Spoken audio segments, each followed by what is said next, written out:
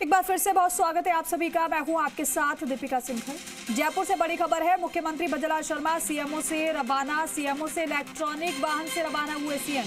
Merit hotel के लिए रवाना हुए सीएम। ईंधन बचत अभियान का मुख्यमंत्री ने आह्वान किया है। सीएम ने पहले घटाई काफिले के वाहनों की संख्या और अब इलेक्ट्रॉनिक वाहन में सवार हुए सीएम भजनलाल शर्मा।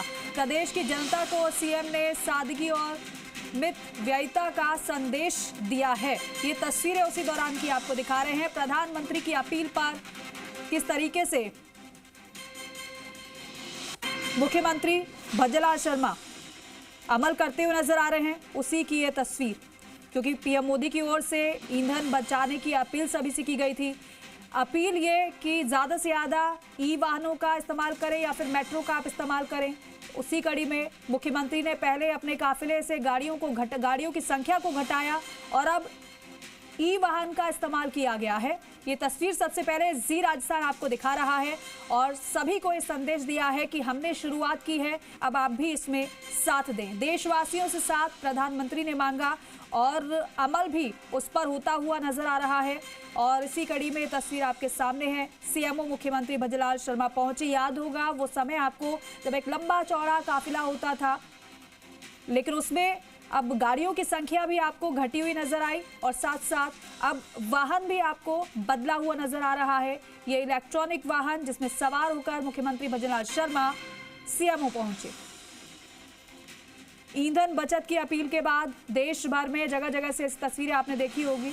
अधिकारी हो या मंत्री हो या फिर बीजेपी शासित राज्य के मुख्यमंत्री हो, सभी अपील पर अमल करते हुए दिखाई दे रहे हैं। इसी कड़ी में मुख्यमंत्री भजनलाल शर्मा इलेक्ट्रॉनिक वाहन से सीएमओ पहुंचे हैं और सभी को संदेश सीएम ने दिया। बाबूलाल धायल हमारे सहयोगी फोन पर हैं।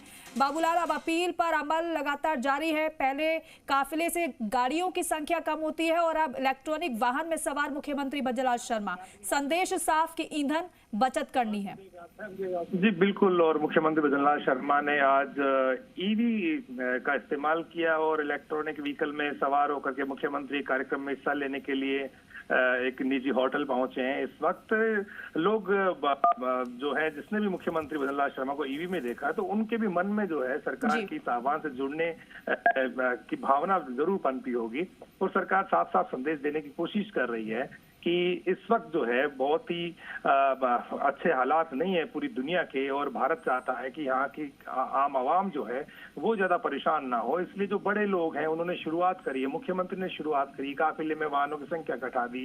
इसके अलावा जिस ऑस्टेरिटी जो मेजर सरकार अपना सकती है वो अपनाए जा रहे हैं। चीफ सेक्रेटरी को गाइडलाइन बनाने के लिए कहा है। इसके अलावा मंत्री जो है वो अपने एस्कॉर्ट छोड़ चुके हैं। इसके अलावा बहुत जरूरी होते हुए राजकीय वाहनों का इस्तेमाल कर रहे हैं। कल डिप्टी सीएम प्रेम बैरवा ने रोडवेज बस से अपने विधानसभा क्षेत्र का दौरा किया। तो ये तमाम चीजें बता रही कि भजनलाल सरकार ने बहुत कुछ सोच समझ करके ये फैसला लिया है, क्योंकि पीएम मोदी का ये आह्वान है, ईंधन को बचाना है, डीजल पेट्रोल की खपत कम करनी है।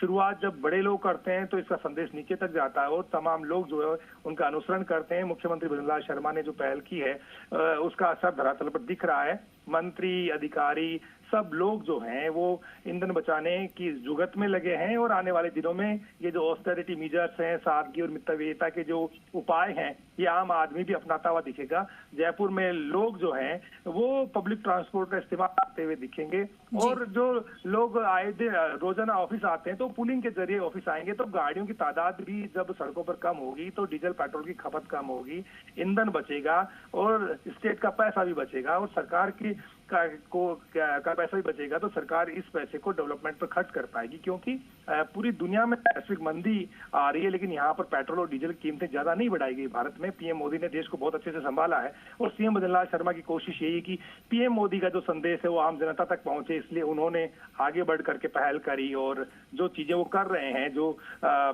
यानी कि उपाय वो कर रहे हैं, उसका असर धरातल पर भी दिखाई देगा। आम जनता भी इस मुहिम से जुड़ेगी और सरकार। बिल्कुल बाबूलाल, और देखिए ना केवल ईंधन बचेगा बल्कि पर्यावरण भी इससे सुरक्षित रहेगा। बहुत शुक्रिया आपका पूरी जानकारी के लिए, बातचीत के लिए।